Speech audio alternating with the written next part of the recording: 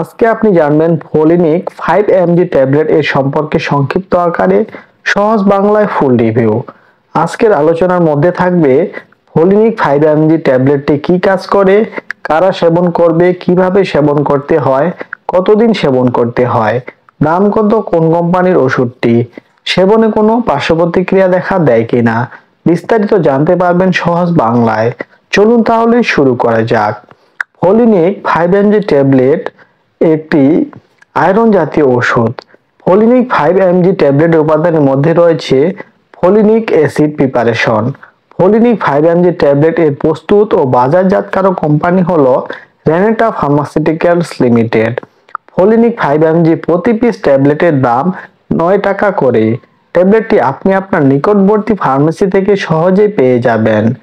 ট্যাবলেটটি মূলত যেসব রোগে বা সমস্যায় কাজ করে বা চিকিৎসকগণ দিয়ে থাকে একজন পেশেন্টকে। চলুন তাহলে শুরু করা যাক। 1 নম্বরে যে কাজটি করে তা হলো গর্ভবতী মহিলাদের গর্ভধারণের প্রথম 3 মাস এই ট্যাবলেটটি দেওয়া হয়, যাতে করে গর্ভে সন্তানের রক্তশূন্যতা দেখা না দেয়, সাথে গর্ভবতী মহিলাদের রক্তশূন্যতা দূর করে।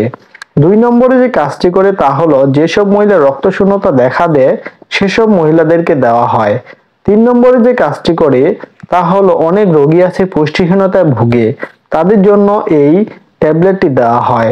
4 নম্বরে যে কাজটি করে তা হলো যাদের সব সময় দুর্বল লাগে তাদের ক্ষেত্রে দেওয়া হয় এই ফোলিনিক 5 mg ট্যাবলেটটি।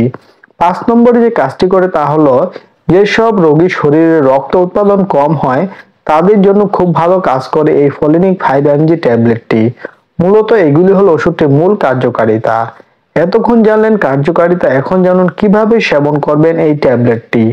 ট্যাবলেটটি সেবনের প্রাথমিক ডোজ হলো প্রাপ্তবয়স্কদের জন্য দৈনিক 1টি করে একবার সেবন করতে দেওয়া হয়, বা রোগীর অবস্থা বিবেচনা করে চিকিৎসক ডোজ কম বেশি করে থাকে।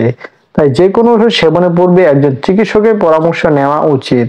ট্যাবলেটটি সেবনে যেসব পার্শ্ব প্রতিক্রিয়া দেখা যেতে পারে তা খুবই কম পরিমাণে, তবে জেনে রাখা ভালো, যেমন বমি ভাব, কোষ্ঠকাঠিন্য, বদহজম ইত্যাদি। তবে সবার ক্ষেত্রে দেখা দেয় না, কিছু কিছু ব্যক্তি বিশেষে এসব পার্শ্ব প্রতিক্রিয়া দেখা দিতে পারে।